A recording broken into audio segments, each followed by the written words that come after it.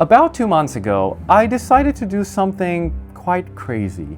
I went to the big island of Hawaii and I stayed there for 40 days. Here's what I saw.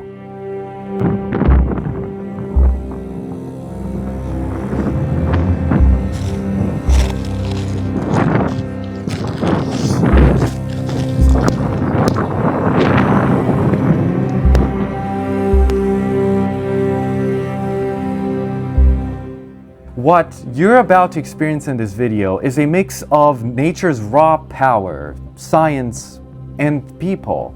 We'll go from Kilauea's huge lava fountains to the seismic danger around Hilo, hear from Charles from Doing Hawaii YouTube channel, who is literally monitoring this volcano every single day, and meet the friends I made on the crater edge during those long eruption nights.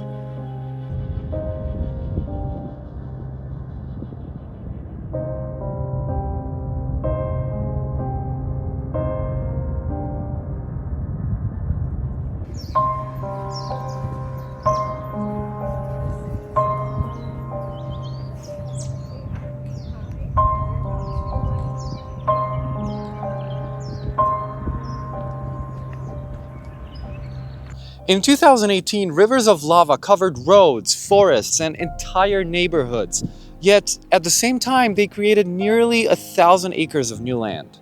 Scientists call Kilauea a natural laboratory, but for those who live nearby, it's a daily reminder that Earth is restless, unpredictable, and alive. Here, fire meets ocean, and the story of a growing island continues.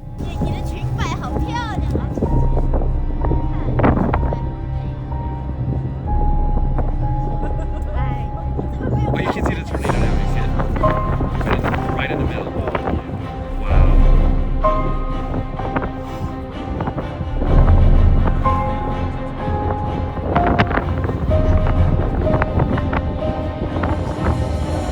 Kilauea is one of the most active volcanoes on Earth. It's a giant shield volcano built almost entirely from thin, fast-moving basaltic lava. Before many eruptions at Kilauea, the volcano actually tilts very slightly as magma moves and pressure builds. Around the summit and along the rift zones, sensitive instruments called tilt meters are anchored in the ground. They can detect changes in angle of just a few microradians, far too small to see with the naked eye, but big enough to show that the shallow magma reservoir is inflating. When magma rises and pressurizes the system, the ground around the summit gently swells, and the tilt record trends in an inflationary direction. Once lava breaks out and starts to fountain, that pressure is released, the ground begins to deflate, and the tilt trace often drops sharply. For the current cycle of lava fountaining eruptions, each episode has produced a distinctive sawtooth pattern in tilt. Slow inflation, sudden deflation when fountaining starts, then a quiet pause while the system recharges.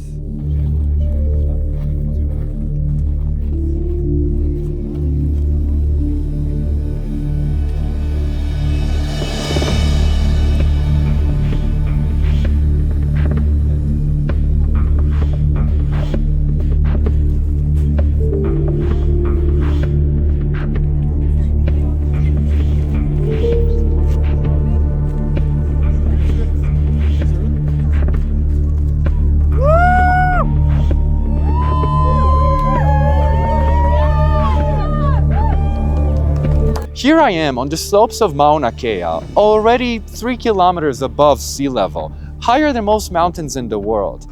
And yet, I'm still not at the summit.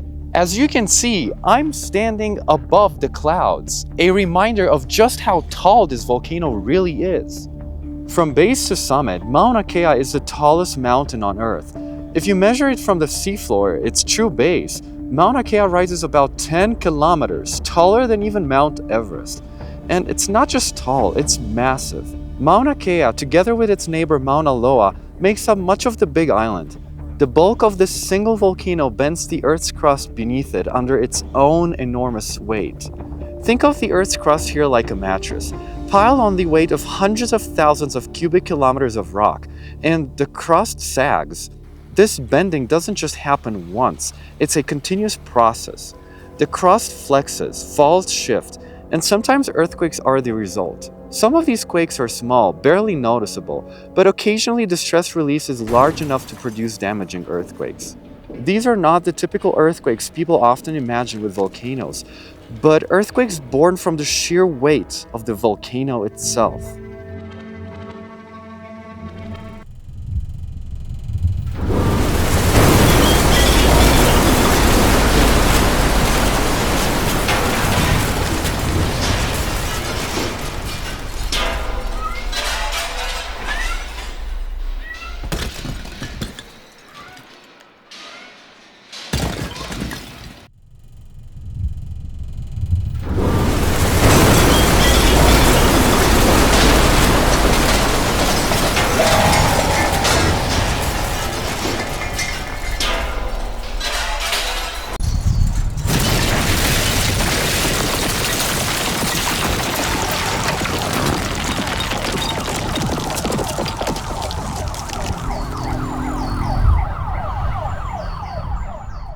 So when you look around at the observatories near the summit, or gaze down towards the ocean through the sea of clouds, remember, you're standing on the top of a mountain so big it bends the planet's crust, so heavy that it can trigger its own earthquakes, and so tall that you have already left the clouds far below.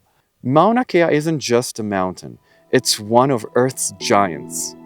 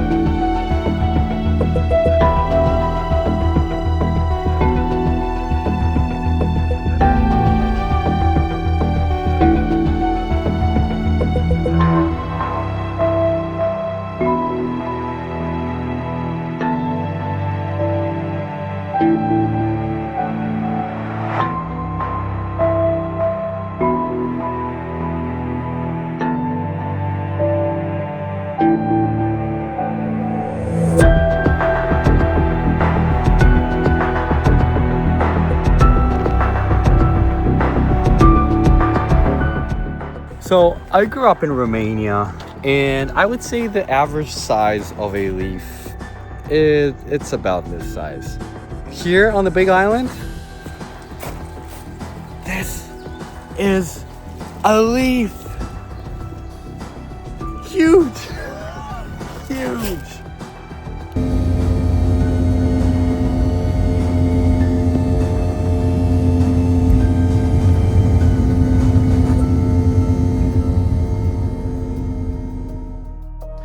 Victor, you've been studying earthquake rupture mechanics for the past couple years. Can you help me understand the connection between earthquakes and volcanoes on the Big Island of Hawaii? Why does it get so many earthquakes? Right, so of course on the Big Island, the main cause of earthquakes is the active volcanism that's happening above the hotspot. This is actually the middle of the crater literally collapsing down into itself. The volcano actually has a big reservoir underneath this crater right here, but this reservoir is connected by volcanic conduits to places where lava is erupting closer to the shore.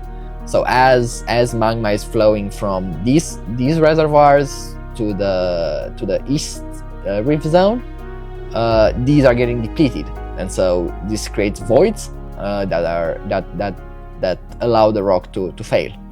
Here on Hawaii's Big Island, this rocky beach may look serene and peaceful at first. I mean, who doesn't like watching big waves like these ones?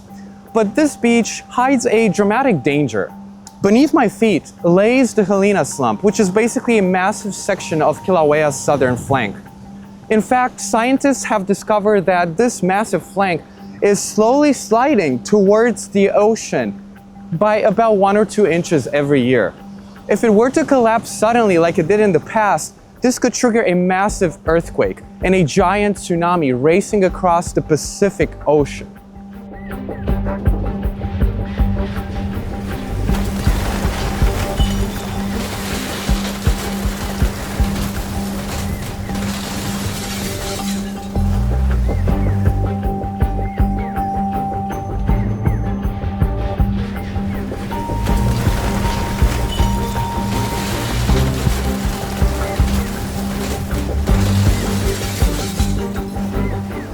On April 2nd, 1868, the Big Island was hit by the largest earthquake in Hawaii's recorded history, about magnitude 7.9 beneath the Ka'u district on the flank of Mauna Loa.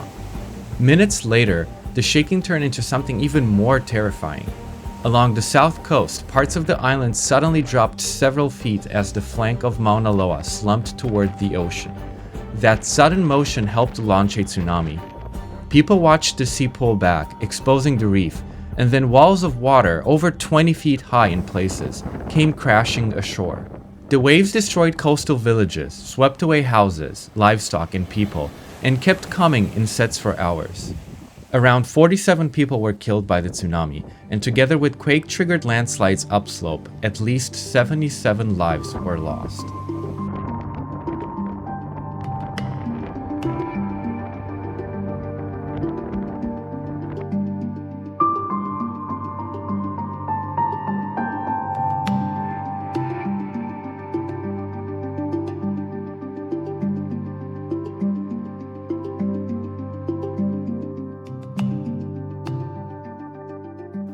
So speaking of big earthquakes, there was a magnitude 6.9 earthquake that struck. Like I remember talking to you and you told me that you were in the backyard, right? Like you were next to your I was actually water in my tank. lanai sitting outside enjoying, you know, the wonderful weather we have up there in Leilani.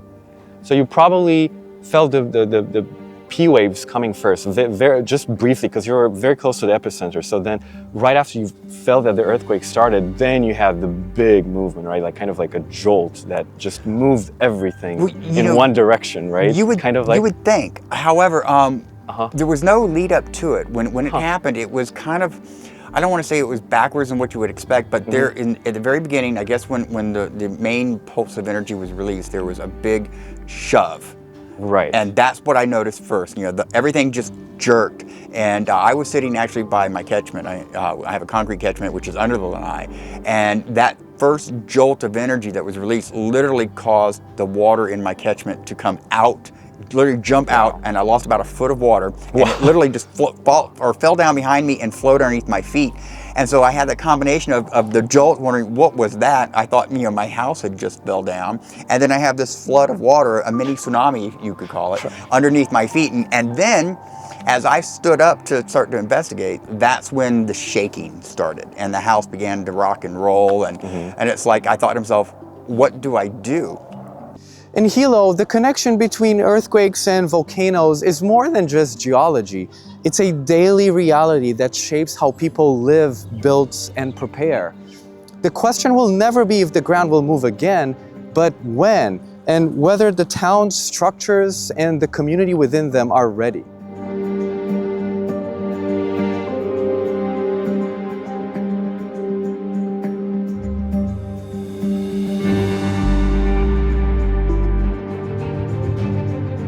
What was the first moment you thought, wow, I am actually in danger? Like, did you ever feel unsafe knowing that you were so close? These kind of eruptions are very well studied, so scientists know the behavior. What was in your mind? What was going on in your mind when you saw everything that's going on in your neighborhood? Well, you know, it's kind of like I've used the word surreal before, but that's exactly what it was. It's something that you see happening, but you don't fully comprehend the significance or the magnitude of it. And the way that the eruption unfolded is it started off slow, and then it built up a little bit, and then it slowed down again, and then it built up again, and that's when Fissure 8, you know, really took off, which became the major producer in this eruption. But when the rift zone began to crack open, we saw the geological changes in the neighborhood, you know, the roads and stuff, you know, the cracks, some cracks were wide, some were just hairlines.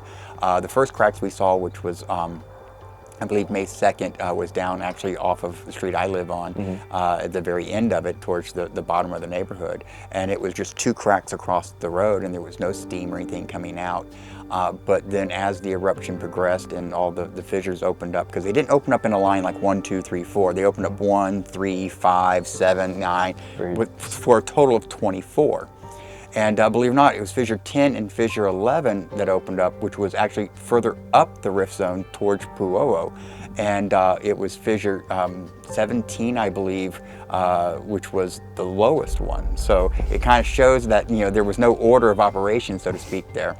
Here in Hilo, many structures stand on stilts or slender supports. It's a design you might recognize from hurricane-prone places like Puerto Rico, where homes are raised to let floodwaters pass underneath. But here's the catch. While these elevated designs help water flow underneath, they don't necessarily stand up well to earthquakes. The first floor, or the lack of a solid one, means the structure can sway and become unstable when the ground shakes. In fact, the danger of stilted construction became tragically clear during the 2020 Puerto Rico earthquake sequence, when dozens of homes built on tall, slender columns collapsed. One of the most visible losses was a middle school in Guanica, where the entire first floor gave way. The lesson was sobering. While raised structures can protect against floods, without proper seismic reinforcement, they become some of the most fragile buildings when the ground moves.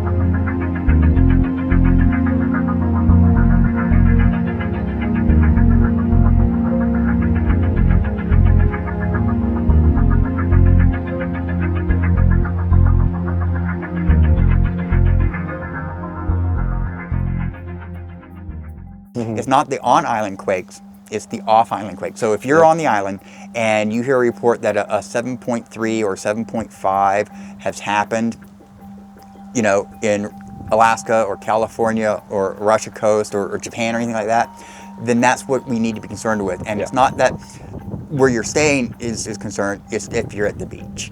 Right. But the funny thing is, well, actually not the funny thing, the great thing is that it takes hours for that tsunami energy to reach us. And we have warning systems, we have sirens, and we have a great, emergency system in place for that. So you will have plenty of time to get, to a safe area. Right. But you would even get alerts on your phone. you'll get alerts on your phone from the county, Hawaii County Civil Defense, or whatever island you're on. And so you'll have time, but you should heed those warnings. Because the tsunami is, I think, the most dangerous and concerning phenomena that we deal here with on the island when compared to the volcano or earthquakes local anyways.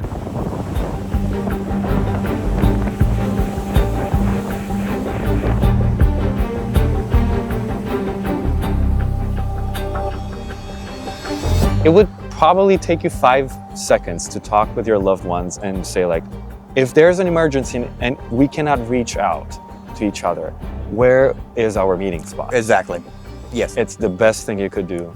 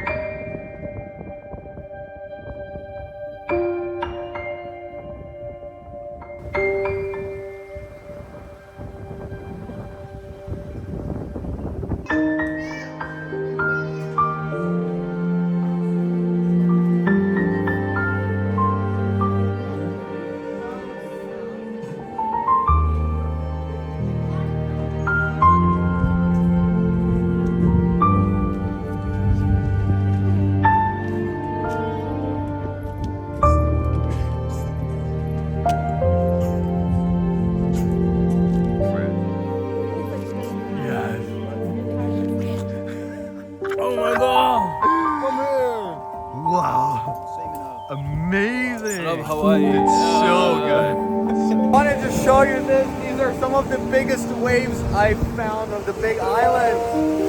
Oh, oh my God.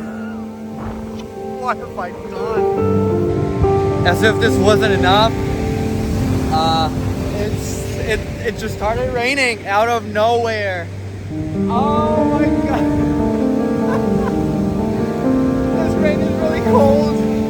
This is really cold. I need to go back to the car. Oh, I get soaked. I'll get really soaked. Oh my God. This is such a fun adventure.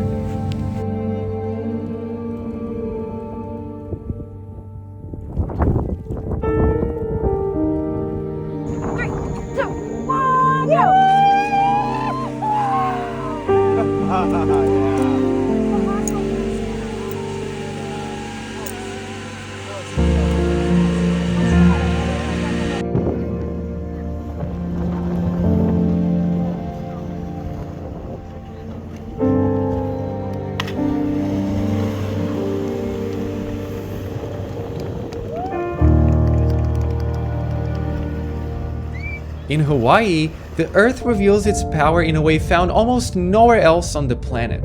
During high lava fountaining, molten rock is hurled hundreds of feet into the air, sometimes higher than a skyscraper, painting the night with rivers of fire and fiery sparks. These fountains are born from the island's rare combination of fluid basaltic magma and deep volcanic pressure, creating eruptions that are both ferocious and remarkably graceful. It's a spectacle that transforms the landscape in moments, reminding us that Hawaii is a place where Earth not only moves, it performs.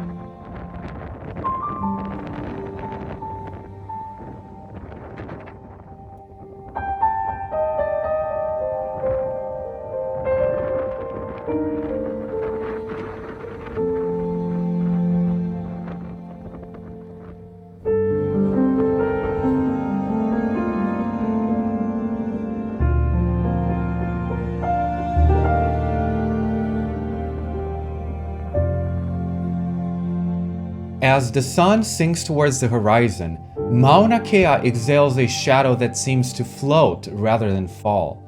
In these quiet minutes before sunset, the mountain's silhouette stretches impossibly far, sweeping hundreds, even thousands of kilometers through the dimming sky. A deep blue triangle rises over the Pacific, drifting like a veil between day and night. For an instant, the mountain feels weightless, its ancient presence carried gently into the evening light.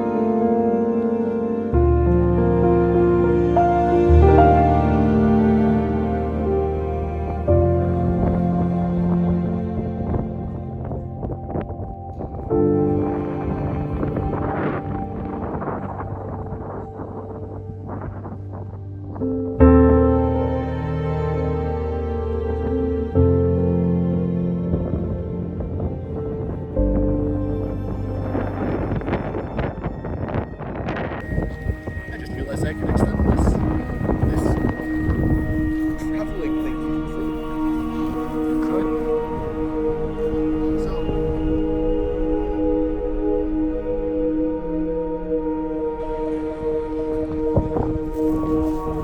Just do a countdown. Wow.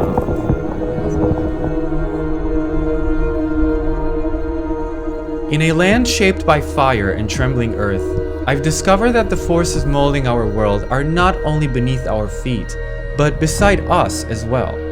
It is the people in our lives who help us understand our own boundaries, who steady us when the ground shifts, who challenge us to explore what lies beyond our fears. Just as Hawaii's eruptions and earthquakes reveal the hidden depths of the planet, those around us reveal the hidden depths within ourselves.